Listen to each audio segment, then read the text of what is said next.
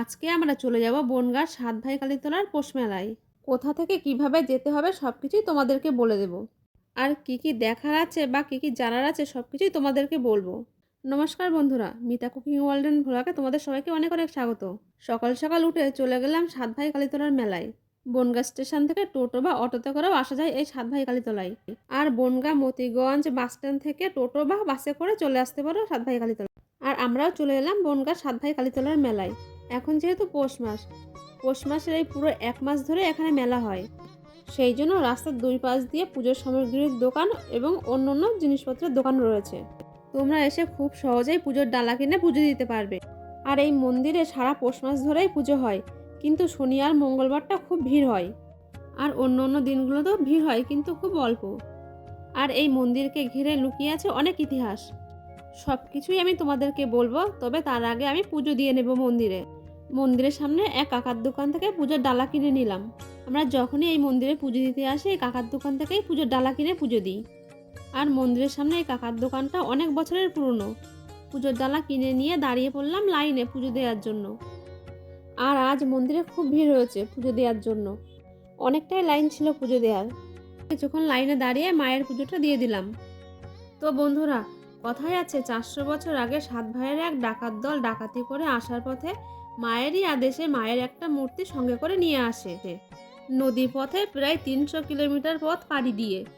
বনগাঁরই এই ইছামতি নদীর পাড়ে এই বট গাছের নিচে এই মায়ের মূর্তি প্রতিষ্ঠা করে সাত ভাইয়ের এক ডাকাত দল। আর সেটি ছিল পৌষ মাসের রাতে, তাই এই মন্দিরের নাম সাতভাই কালীতলা। আর সেই সময় এই জায়গাটি জঙ্গলে পরিপূর্ণ ছিল। এটা সাতভাই কালীতলার সাতভাই কালীমা। সেই সময় থেকে এই সাতভাই কালীতলায় পুজো করা হয়। সারা বছরই এই সাতভাই মায়ের মন্দিরে শনি মঙ্গলবারে পুজো করা হয়। তবে প্রতি বছর এই পৌষ মাসে এই সাতভাই কালীতলায় এই কালী মন্দিরকে ঘিরে বিশাল বড় মেলা হয়। এই পৌষ মাসে পুরো 1 মাস মেলা হয়। প্রতি বছর নানান জায়গা থেকে হাজার হাজার মানুষ এই সাতভাই কালীতলার মেলায় আসে। অনেকে এখানে মানন করে এই বট গাছের ডালে ইট বা ঢিলা বেঁধে দিয়ে যায়। বন্ধুরা, তোমরা যদি সাতভাই কালীতলায় আসতে চাও তাহলে অবশ্যই পৌষ মাসের মেলায় আসবে। তাহলে এই সাতভাই কালীতলার সৌন্দর্যটা আরও বেশি করে বুঝতে পারবে। আর তোমরা যদি কেউ পুজো দিতে চাও তাহলে মন্দিরের আশেপাশে অনেক দোকান আছে, সেখান থেকে পুজোর ডালা কিনে পুজো দিতে পারবে। আর পুজো শেষে এই মেলায় একটু ঘোরাঘুরি। আর এটি হলো ইছামতি নদী। ইছামতি নদীর ওপারে রয়েছে আরেকটি মন্দির, শ্মশানকালীর মন্দির। ঠিক ব্রিজের ওপাশে রয়েছে মন্দিরটা। ওপাশে যাওয়ার জন্য নৌকা করেও যাওয়া যায়, আবার ওই ব্রিজের উপর দিয়েও যাওয়া যায়।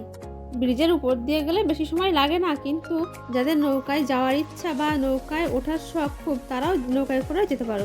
আর এই ইছামতি নদীটা বয়ে চলেছে বাংলাদেশ আর ভারতের মাঝখান দিয়ে। আর ব্রিজের উপর দিয়ে যেতে গেলে মন্দিরের সামনের এই রাস্তা দিয়ে যেতে হবে। রাস্তা দিয়ে 5 মিনিট গেলে বাঁদিকে একটা গলি, সেই গলি দিয়ে গেলেই ব্রিজের সিঁড়িটা দেখা যাবে।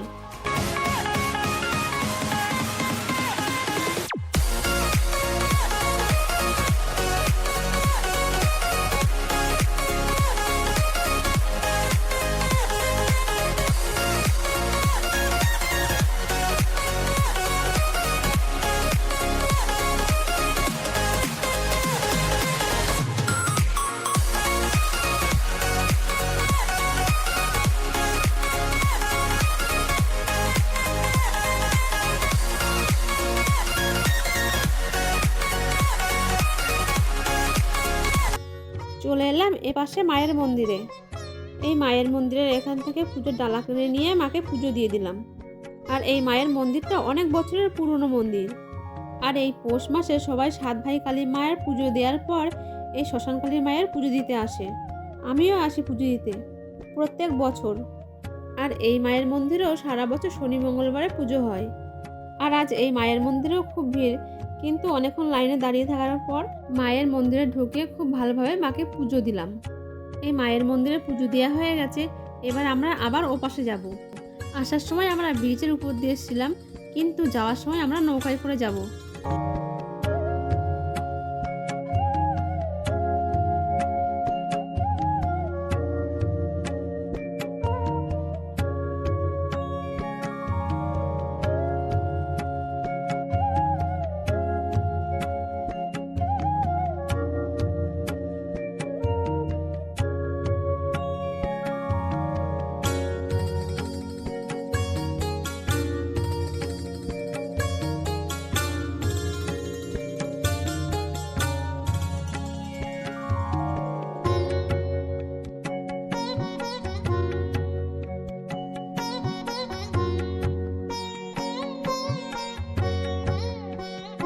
সাত ভাই কালী মায়ের মন্দিরে এই পৌষ মাসে প্রত্যেক শনি আর মঙ্গলবারে করে এখানে খিচুড়ি দেয়।